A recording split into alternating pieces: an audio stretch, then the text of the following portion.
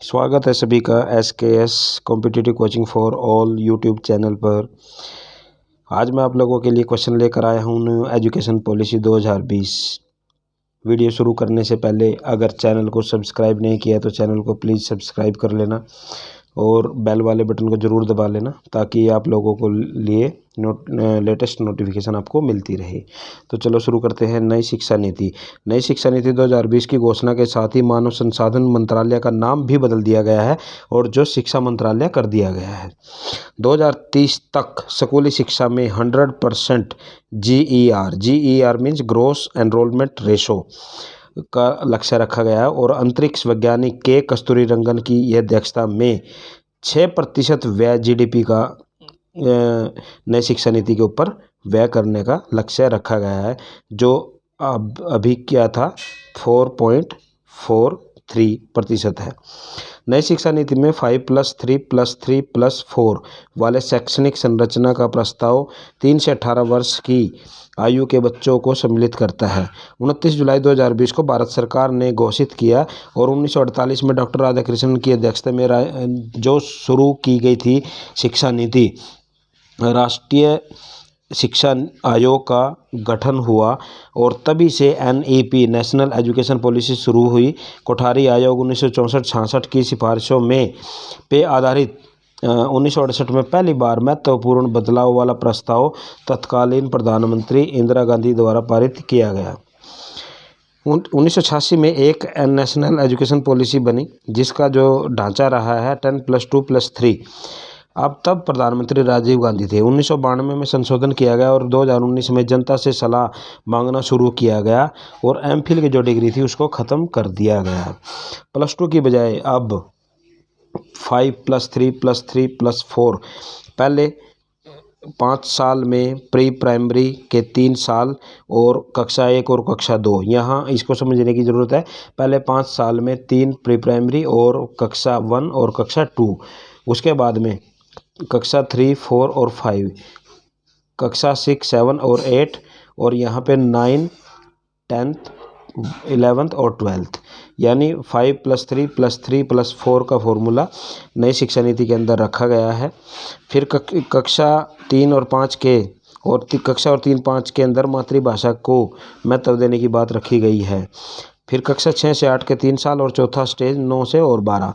अब 11वीं में विषय चुनने की आज़ादी है, लेकिन नई एजुकेशन पॉलिसी के अंदर 9वीं कक्षा से विषय चुनने की आज़ादी रहेगी। जैसे हम स्ट्रीम चुनते हैं ना, +1 के अंदर साइंस स्ट्रीम में जाना है, कॉमर्स में जाना है, विषय चुनते हैं, तो अब 9th क्लास के अंदर ही विषय चुनने की आज़ादी रहेगी नेशनल एजुकेशन 2020 के अंदर। विद्यार्थी उच्च शिक्षा को किसी कारणवश अगर बीच में छोड़ देते हैं तो नई शिक्षा नीति के अंदर क्या प्रावधान रखा गया है। पहले वर्ष में कोर्स छोड़ने पर प्रमाण पत्र, दूसरे में छोड़ने पर डिप्लोमा और तीसरे में छोड़ने पर डिग्री देने का प्रावधान है। जवाहरलाल नेहरू विश्वविद्यालय के कुलपति M जगदीश कुमार ने नई शिक्षा नीति को समावेशी बोला है, समावेशी कहा है।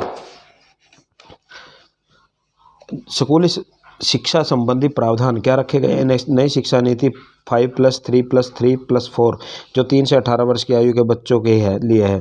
5 वर्ष का फाउंडेशनल स्टेज प्री 3 साल और फर्स्ट एंड सेकंड, 3 वर्ष का प्रिपरेटरी स्टेज, ये वाला प्रिपरेटरी स्टेज, 3 वर्ष का मध्य चरण 6ठी, 7वीं और 8वीं और 4 वर्ष का उच्च माध्यमिक चरण 9वीं, 10वीं, 11वीं और 12वीं।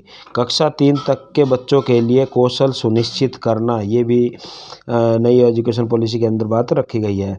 भाषाई विविधता का संरक्षण NEP नेशनल एजुकेशन पॉलिसी 2020 में कक्षा 5 तक शिक्षा में मातृभाषा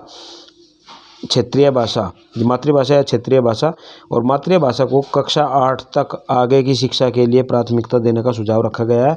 स्कूली और उच्च शिक्षा में छात्रों के लिए संस्कृत तथा अन्य प्राचीन भारतीय भाषाओं का विकल्प उपलब्ध रहेगा, लेकिन बाध्यता नहीं है किसी को लेने के लिए, किसी को पढ़ने के लिए। शारीरिक शिक्षा विद्यालयों में सभी स्तरों पर छात्रों को बागवानी, नियमित रूप से खेलकूद, योग, नृत्य, मार्शल आर्ट प्रदान करने की प्राथमिकता रखी गई है। उसके बाद में नेक्स्ट पॉइंट आ जाता है पाठ्यक्रम व मूल्यांकन संबंधी सुधार। कला विज्ञान व्यावसायिक तथा शैक्षणिक विषयों एवं पाठ्यक्रम व पाठ्येतर गतिविधियों के बीच बहुत अधिक अंतर नहीं रखा गया है और कक्षा 6 में व्यावसायिक शिक्षा को शामिल कर दिया गया है। NCERT द्वारा NCF national curriculum framework, NCF का मतलब होता है नेशनल करिकुलम फ्रेमवर्क तैयार किया जाएगा और छात्रों